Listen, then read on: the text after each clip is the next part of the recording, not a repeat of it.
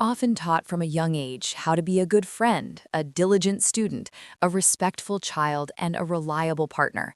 We are taught the mechanics of other love, yet very few of us are ever given a curriculum on self-love. In fact, for many, the very concept of loving oneself feels vaguely indulgent, selfish, or even narcissistic. But here is the foundational truth. You are the only person you will never leave, and who will never leave you. From your first breath to your last, you are your own primary witness. If that relationship is fractured, if it is built on a foundation of criticism, neglect, or conditional acceptance, then every other aspect of your life will feel the tremors. Learning to love yourself is not about vanity. It is not about buying expensive bath salts or staring in the mirror reciting empty affirmations while you secretly feel like a failure. Self-love is the quiet, courageous act of homecoming. It is the process of ending the war with yourself. In the next 35 minutes, we will dismantle the barriers you've built against your own worth and explore the practical, psychological, and emotional steps required to truly become your own greatest ally. Inside almost everyone is a voice that is far harsher than any external enemy. This is the inner critic. It is the voice that whispers, "You're not doing enough," "You look tired," or "Why did you say that? Everyone thinks you're an idiot." To love yourself, you must first understand where this voice came from. Usually, the inner critic is a Frankenstein's monster of past voices, a hypercritical parent, a playground bully, a demanding teacher, or the impossible standards of social media. Ironically, this voice often thinks it's helping you. It believes that by criticizing you, it can prevent you from making mistakes or being rejected by others. It is a misguided protection mechanism. To begin loving yourself, you must create distance between you, the observer, and the critic, the thought. Give your inner critic a name. Perhaps it's the judge or the perfectionist. When a self-defeating thought arises, instead of saying, "I am a failure," say, "The judge is currently telling me I'm a failure." This small shift in language creates cognitive diffusion. It reminds you that thoughts are not facts, they are just mental events. Once you stop identifying with the critic, its power to hurt you begins to dissolve. One of the greatest enemies of self-love is the perfection trap. We tell ourselves, "I will love myself when I lose 10 pounds," or "I will love myself when I have a better job," or "I will love myself when I am no longer anxious." This makes your love conditional. It turns your self-worth into a reward you have to earn, rather than a birthright you already possess. The Japanese concept of wabi-sabi teaches us to find beauty in imperfection and the natural cycle of growth and decay. Applied to the soul, this means recognizing that your flaws, your scars, your mistakes, your quirks are actually what make you a finished, authentic human being. Acceptance does not mean you stop growing. On the contrary, growth is only possible from a place of safety. A plant doesn't grow because it hates its current size, it grows because it is nurtured. You cannot shame yourself into a version of yourself that you love. You must love yourself into a version of yourself that can grow. The Swiss psychologist Carl Jung spoke often of the shadow, the parts of ourselves we deem unacceptable and try to hide away. These might be our anger, our jealousy, our laziness, or our deep-seated fears. Self-love requires radical acceptance. This means looking at your shadow and saying, "I see you and you belong here too." When we suppress our bad parts, they don't disappear. They go into the basement and lift weights. They grow stronger and eventually leak out in destructive ways. To love yourself is to integrate these parts. If you feel jealous, instead of beating yourself up for being petty, try to look at the jealousy with curiosity. What is it telling you that you value? If you feel angry, what boundary of yours was crossed? When you treat your difficult emotions like a crying child rather than an invading enemy, the internal tension breaks.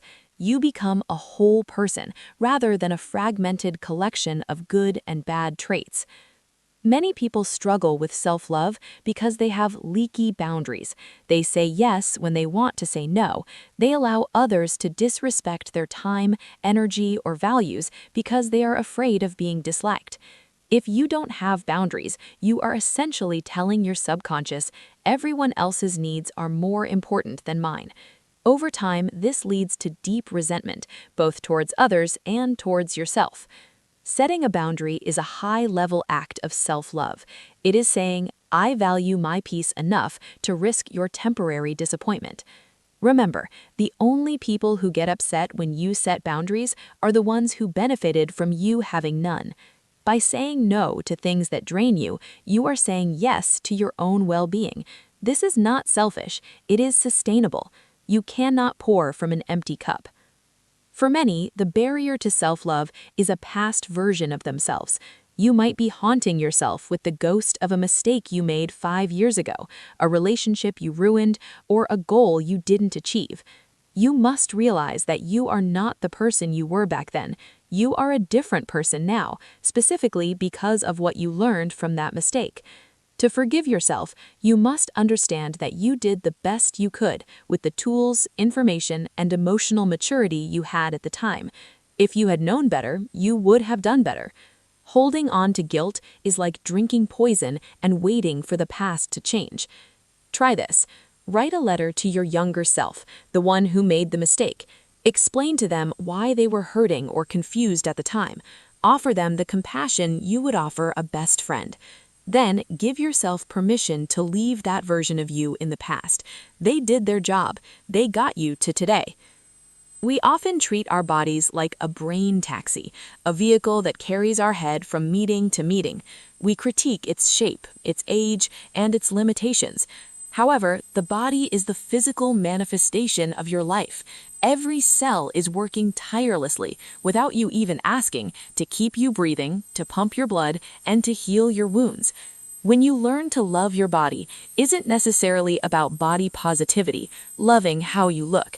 It's about body neutrality, or body gratitude, loving what your body does. Instead of looking in the mirror and searching for flaws, try to focus on functionality. These legs have walked me through cities. These hands have held people I love. This heart has survived every heartbreak I've ever had. Self-love involves reparenting your body, making sure it gets enough sleep, hydrating it, moving it in ways that feel good, and feeding it food that makes it feel energized. When you treat your body with respect, your mind follows suit. Self-love is a practice, not a destination. It is a muscle that must be worked every day. Here are 3 small practical rituals to integrate. The mirror check-in.